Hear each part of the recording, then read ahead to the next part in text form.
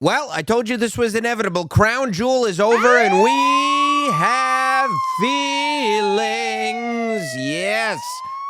Welcome to a Notsam Wrestling emergency podcast where we have to break down some things that just happened. I have feelings about Roman Reigns.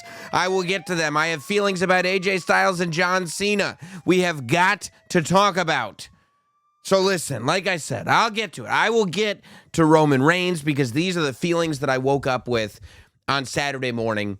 You know, you wake up, it's 8 o'clock in the morning, turn on the TV, here's Crown Jewel, rip, roaring, and ready to go. History ready to be made, and this is what we see. So I want to start with the good news. I want to start with the feelings that I got that were warm, the feelings that I got that were fuzzy, and of course, I'm talking about the feelings that were given to me by both John Cena and AJ Styles. The whole thing starts. So already, by the way, and this is an unenviable position that John Cena and AJ Styles were in. I think we walk into this, and it is impossible to argue that expectations are extremely high.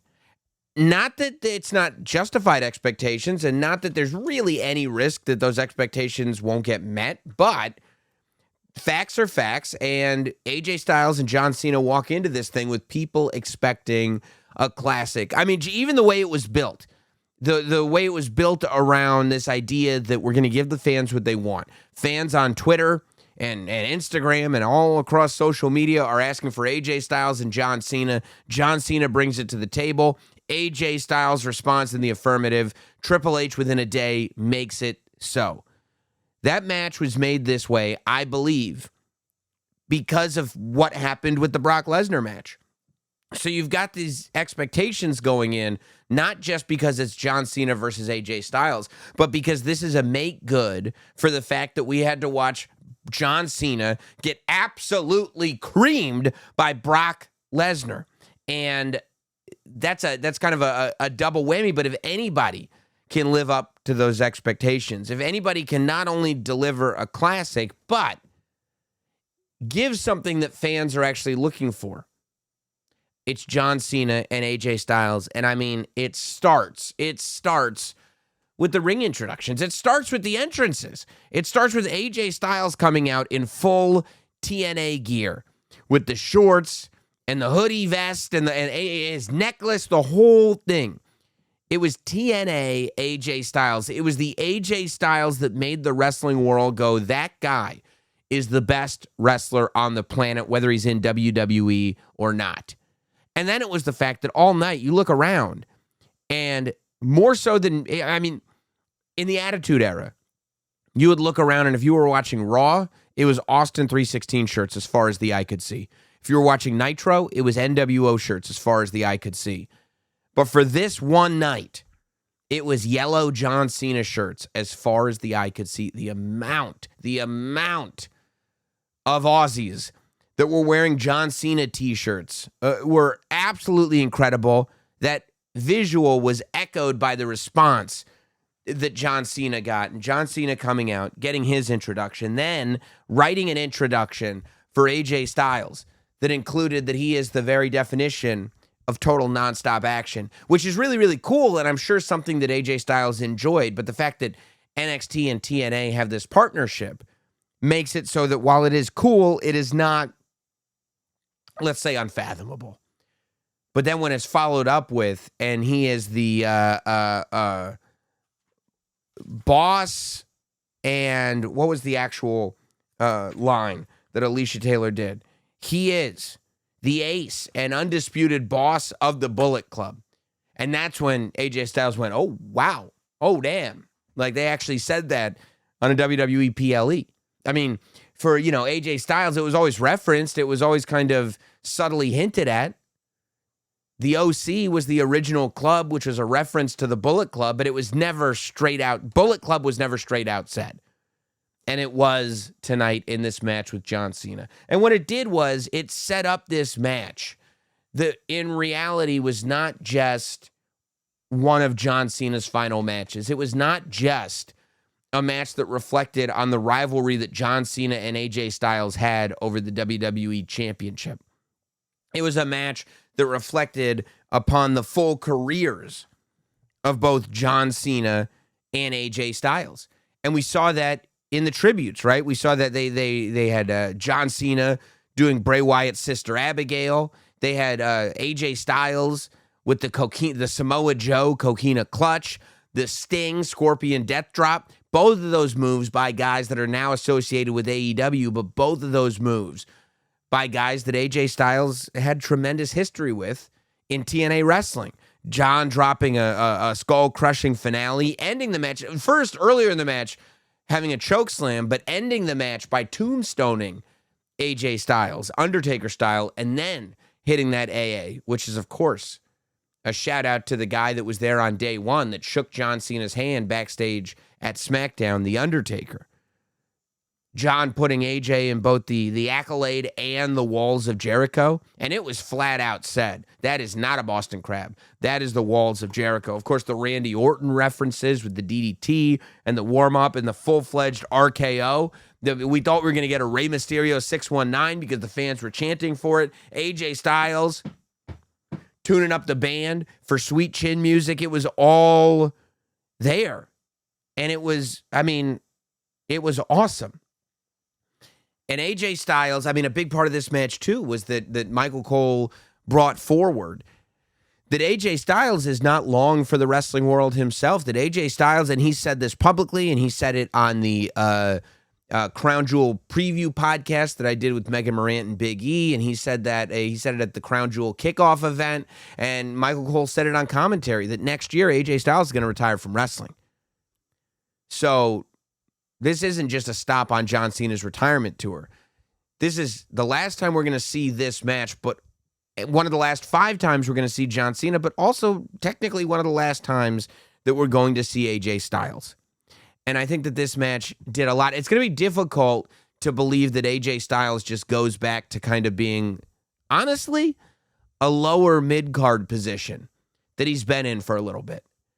I think AJ Styles is at a point now where it's like, it's time to really step up. And I could see AJ Styles coming off of this match and maybe right away, but maybe in time, being in a position where he has some kind of a rivalry with Seth Rollins, where he has, I think that, AJ Styles, this match can create a nice wave that can put AJ back into a top tier spot on his way out the door, which is where I think he should be on his way out the door. And if he's going to put anybody over on his way out the door, also a spot where he should be, because it's one thing to beat AJ Styles when he can't really get the Intercontinental Championship. It's another thing to beat AJ Styles when he's in main event mode. And I think that's where you want AJ Styles. I will say, so there was a very funny moment at the end of the show, at the post show.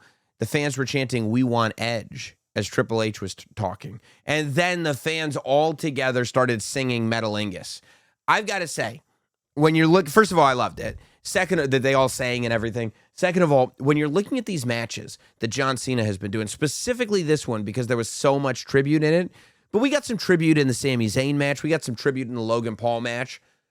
But I would like everybody to go back and give the greatest wrestling match ever another watch. The match between Randy Orton and Edge that came at Backlash after WrestleMania 36. It was during the pandemic, so there were no fans. And it was called the greatest wrestling match ever, which people took literally and they scoffed at and said, well, that's not the greatest wrestling match ever. But if you remember, I cut a podcast about that right after it happened. And I said, to me, this was not a description of the match. It was almost a stipulation. I said the greatest wrestling match ever is a type of match. It is a tribute match. It is a match that is the greatest wrestling match ever because it includes all the things that made your favorite wrestling matches the greatest wrestling match ever. And it was a little confusing, I think, for some, and also not done in front of an audience. So I think it never got the credit that it deserved. But the reality is that this is what we're seeing here. What we saw with AJ and John Cena at Crown Jewel tonight was a version of the greatest wrestling match ever. So I would just, now that you have seen this, I would go back and maybe give some appreciation that might not have been there before to Edge and Randy Orton in the greatest wrestling match ever. Now, here's the thing. I don't think it's possible for Edge to be the person who faces John Cena last. I think it would be amazing. Like, I think there are two ways to do it, right? There is a version of this where, because there are rumors now floating around that John Cena is going to face Dominic Mysterio at Survivor Series, which I have John Cena facing Dominic Mysterio on an episode of Raw leading up to Survivor Series, because I'd like to see John Cena in that War Games match. Now, there are a couple of things at play here. When you're talking about who is the last person that John Cena is going to wrestle, it could be a heel. It could be a Drew McIntyre or a Gunther, where the whole match is designed to really put Drew McIntyre or Gunther on this sort of pedestal going into 2026 as a villain, which can be a great thing.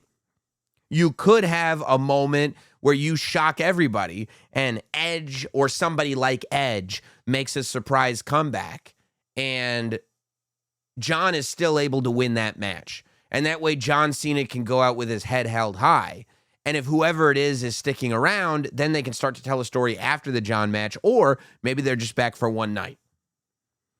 I also have a new candidate in mind. Tonight, after Seth Rollins won the Crown Jewel Championship by wrapping that Rolex around his fingers, he said, "I'm officially the greatest of all time." I think that opens the door wide for the possibility of revisiting another one of John Cena's best rivalries, John Cena versus Seth Rollins, as a potential for that last match. You know, I think Seth Rollins winning tonight was all about cementing him in that position of power. It was going to go one of two ways. Either he's losing everything or he's being cemented in this position in the vision. And the cement is what was laid down. And the next step could be, if he's not going straight to a Roman Reigns or a CM Punk, the next step could be building towards this space where, okay, if you're the greatest of all time, prove it. Can you beat the greatest of all time, John Cena? As soon as he said it, I wouldn't have necessarily said that for John Cena's last match. And maybe you don't have to do it last. You could do it in Boston. You could do it at Madison Square Garden. You could do it at Survivor Series, but you also could do it in that last match at Saturday Night's Main Event.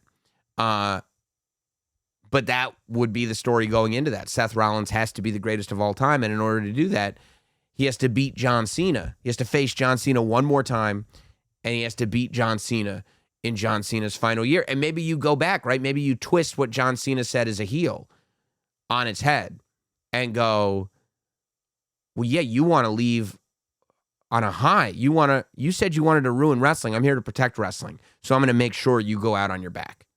It could be as simple as that for Seth Rollins. We're going to unpack that and get into that maybe on the Monday podcast. But I had great feelings watching the John Cena versus AJ Styles match. I had the opposite of great feelings watching Roman Reigns and Bronson Reed. And I don't mean the opposite of feelings in the sense that it was a bad match. I mean the opposite of feelings in the sense I felt sad. I felt sad because all I wanted, and if you've been listening to my show on Sirius, you know, number one, I don't even want Roman Reigns opening shows anymore. But I guess that's the story that we're telling, right? If you pay attention, because for me, everything important in this match was the last 3 minutes after the Vision had already left. It was that last 3 minutes that to me was the most important. So we're having this match, right? And Roman Reigns is doing very well against Bronson Reed. And I want Roman Reigns to win, which is something that shouldn't be shocking to anybody that has spent any time listening to this show. But here comes Braun Breaker, which you had to expect. It's an Australian street fight anyway. And Braun Breaker takes out Roman Reigns. Now here come the Usos, Jimmy and Jay Uso. And Jimmy and Jay are taking out the Brons. Roman Reigns had said on Raw, you guys need to take care of yourself. You need to handle your own business. I'm going to handle this on my own. However, they saw that these two were out. They wanted to even the odds. And the Usos come out to do just that. However, the Brons are able to take advantage of them, which is when Roman Reigns comes in and takes control of the situation once more. Roman Reigns sets at the table. He wants to spear Bronson Reed through that table to end this match. Bronson Reed is able to stop him from doing that. However, Jey Uso says, not under my watch. Jey Uso goes for the spear. Bronson Reed gets out of the way. Jey Uso spears Roman Reigns through the table. Bronson Reed hits the tsunami. 1, 2, 3. Bronson Reed beats Roman Reigns, which is crazy. 2 people have pinned Roman Reigns in a one-on-one match since this whole thing started. I mean, all together, Solo pinned Roman Reigns in that tag match. Cody pinned Roman Reigns at WrestleMania 40. And Bronson Reed pinned Roman Reigns. It's a massive, massive step for Bronson Reed and for establishing Bronson Reed. At the same time, it's a massive, massive step in the storytelling of what the Bloodline in 2025 looks like and what story we're really telling with the Bloodline. And, you know, there are a lot of people that have been jumping to the conclusion that the Bloodline's getting rebuilt, that Jay is going to be the new tribal chief, and it's something that we've discussed a lot here on Notsam Wrestling. But this was a different thing that happened. It almost felt like we were going back to the originations of the Bloodline, where we're paying attention to what's being said off mic, where we're paying attention to what's being said in the ring. And I think that those cues that were established during the pandemic era are cues that the audience now follows. Because the audience was kind of quiet as they were listening to what Roman Reigns was saying to Jey and Jimmy Uso in the ring. And he said, the whole world thinks I can't do shit on my own. Like, Roman Reigns is, at one point, he did not care. He was interested in being the top guy, and he did not care if anybody had a problem with it. Now he is aware of that perception, and he does care. And by the way, the idea that he wants people to believe that he can do it on his own, that he cares about his perception, that is the little tweak in the character that makes Roman Reigns a babyface. Roman Reigns caring what the fans think, what people think, is the tweak that makes him a babyface, because up until now, he could not have cared less. So Roman is saying the whole world thinks I can't do, and he's not even saying you guys blew it, you guys ruined it, you guys are the reason that I lost. He's saying you guys should not have come out because people don't think I can do this by myself. I told you guys not to come out. I want to do this alone. He's putting it back on himself. He's not saying, I call the plays. He's saying, I'm trying to do this on my own. He's not saying, you know, if I had won, it would have been okay. The way he's justifying it is basically, even if he had won the match, he's saying he still would have been upset that they came out because people think he can't do it on their own. He said, and Jimmy said, we were just trying to help. And he said, I understand, I get it, and I love you, but this ain't the old times. This ain't the old times, he's saying. He's understanding that there's a difference. Roman Reigns is a guy, and go back, and this is like a real life, but you don't know. He does these interviews, and you go, he's not in character. But really, what's the difference? Like, how do we know when he's in character and when he's not in character? Because when I talked to him in January or February, whenever it was Royal Rumble weekend, he said, he goes, because my thing was, when you're at home, you know, do you look at the TV and go, man, I need to get back into this thing? He said, no, no, not for me. I have systems in place. I'm like a CEO. I'm like a businessman. I have systems in place, and these systems take care of themselves.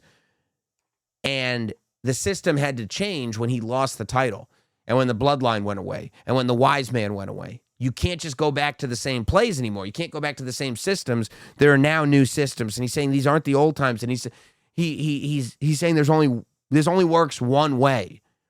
And he was like stopping his sentences. This only works one way. Like, he doesn't want to say what's the way that this works.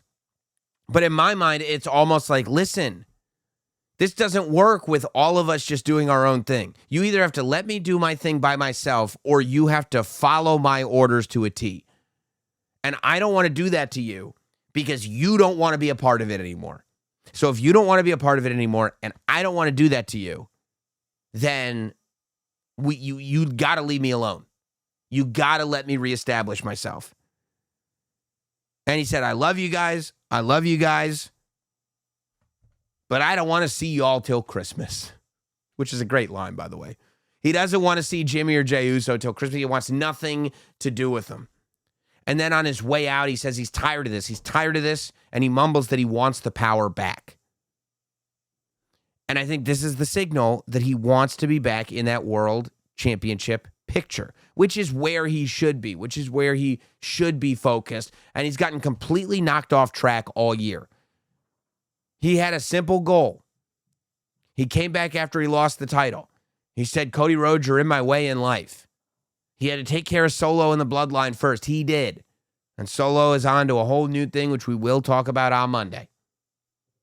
But he took care of all that. Once that bow was tied up, it was time to go to the Royal Rumble, win the match, go to WrestleMania, fight for the world title, and be back. And the whole thing got askewed. The whole thing got messed up. You know, you got Roman losing the Rumble. Now he's fighting Seth Rollins and CM Punk. Now Paul Heyman is turning on him. Now he's got the Vision to deal with. Now he's got all this stuff, and he can't just get back to the spot that he was in before. And the Usos are coming in, and they're rebuilding this thing, and it's like, this isn't the plan. This isn't the plan. And now you got Jimmy and Jey. Jimmy is trying to put the family back together.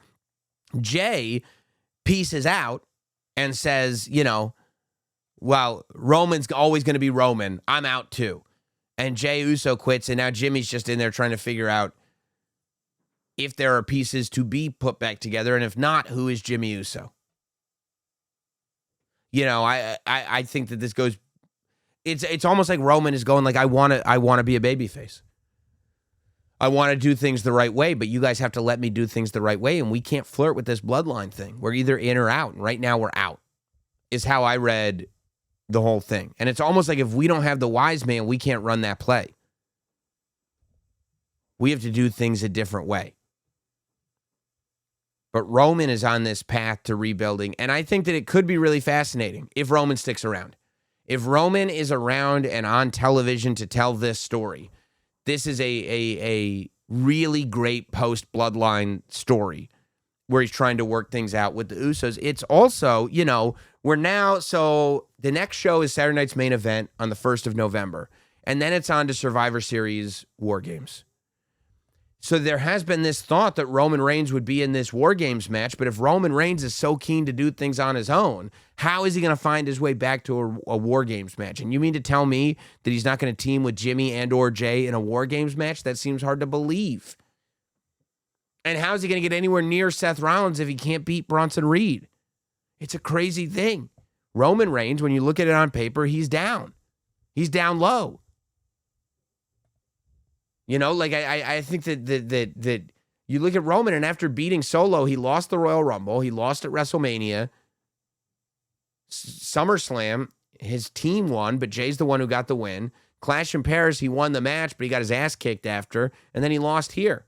He's nowhere near the world title picture right now. And how did this happen for Roman Reigns? That's the story that we're going to be following. That's the story that we're going to be talking about on Monday. Make sure you listen to Monday's show. Make sure you're subscribed here to this show if you're listening across Apple, Spotify, wherever.